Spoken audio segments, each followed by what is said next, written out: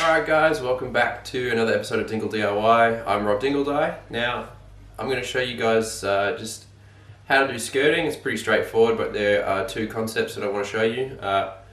One of them is scribing, and the other is scribing. So there's two different ways you can scribe something, and that all has to do with how your internal corners meet and unevenness in the floor.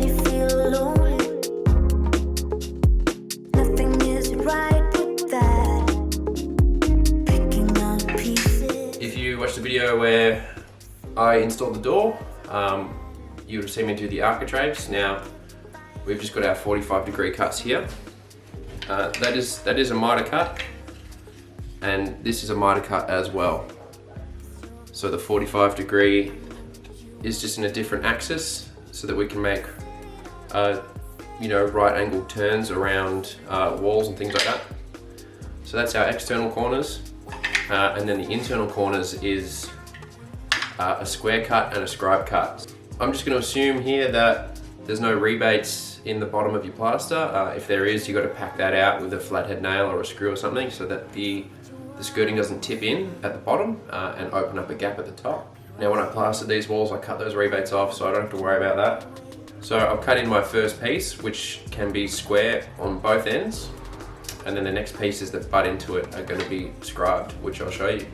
Alright, we've got our first piece cut in here. Now we are dealing with slate tiles, so there's a bit of unevenness, which is going to mean we have to scribe our timber. What that means is you kind of copy the unevenness in the floor into the timber so that there's minimal gaps between the timber and the tiles. Now how we do that is we just get a pencil and hold it flat on the ground, and we let it just follow the unevenness in the ground and mark the timber.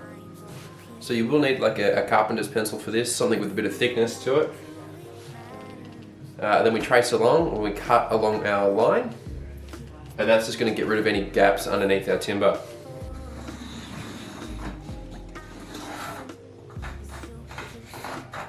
Alright, now we've got our line marked, we'll just jump outside and we'll trim it up using a buzzer or a hand plane or an angle grinder with a flat disc.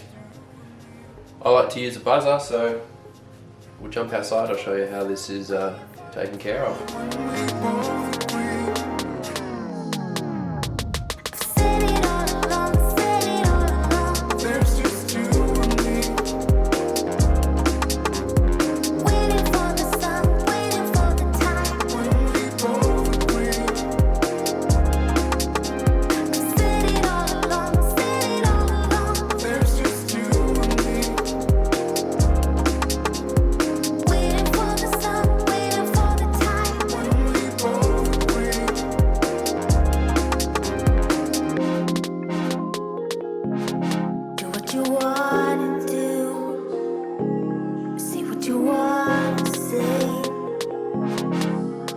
Right here, I'll wait, you know I'll wait.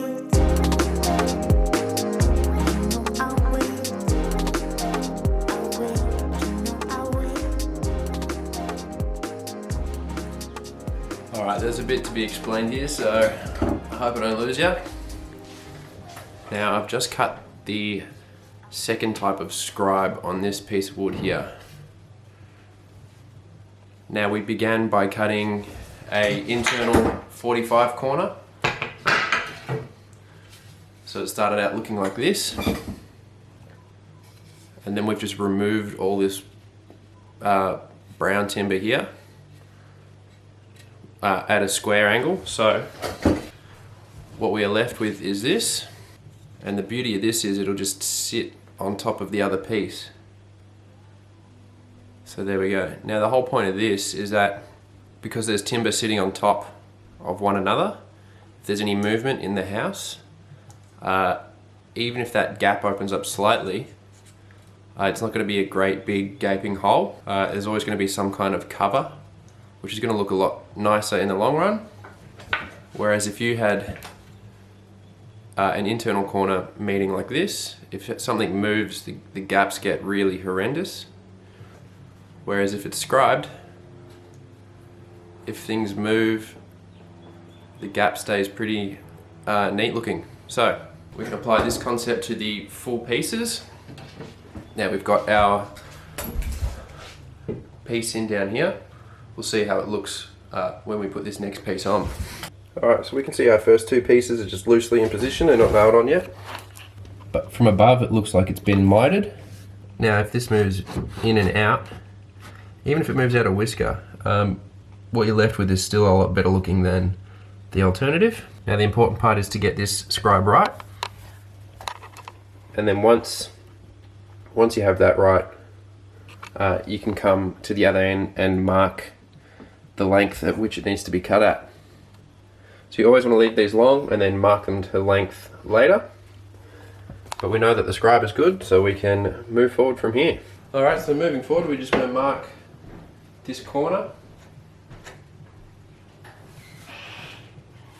And now we can cut this piece, cut the next piece, and then start nailing things together. Alright, one more handy little trick. When your architraves and skirting are different thicknesses, try to avoid it if you can, but sometimes it can't be avoided. You just want to trace a line up your skirting. And now what we can do is just chamfer this corner at a 45-degree angle until we hit this line, and things are going to look a lot neater. Alright, we've got these in position here. Now more often than not, things are longer than they should be, which is good. It means we can just cut a few mil off and get things nice and exact. So I'll recut this piece, and then once it's right, we'll shoot it all together.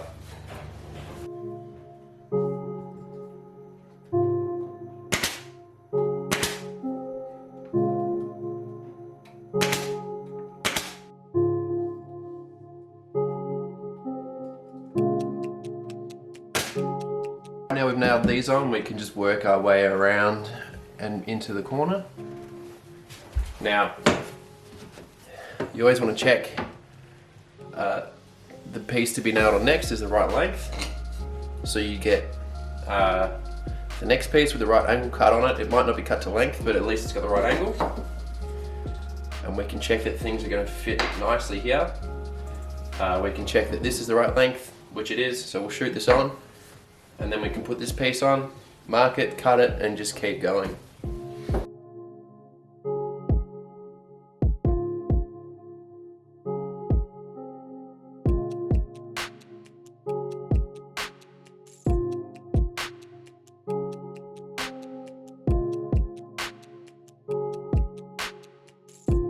Alright, now we've got our skirting nailed on. We just want to finish it off by putting some brad nails into the external miters.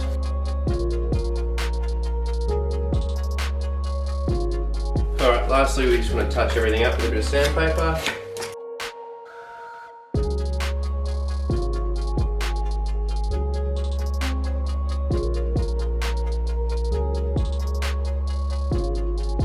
Alright, that's a wrap on skirting.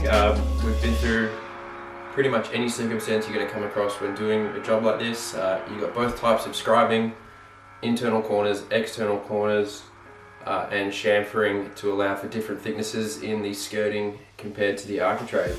Now when it comes to chamfering your skirting on the edge, if it's a small piece, use a hand plane. If it's a longer piece and you can keep your hands clear of the blade on the drop saw, by all means use a drop saw. But as far as starting, just pick the longest length. That way if you make any mistakes, you can reuse that piece somewhere else to maybe cut some shorter pieces. So start with a simple long piece, and then if it's an external corner, mark your external and just go from there. If it's internal, just put your first piece on and then do your scribe on your next piece, and away you go. So once you understand the theory, just get out there, have a go, and yeah, thanks for watching. Feel free to like and subscribe, follow us on all the socials, stay up to date there, and we'll see you on the next video.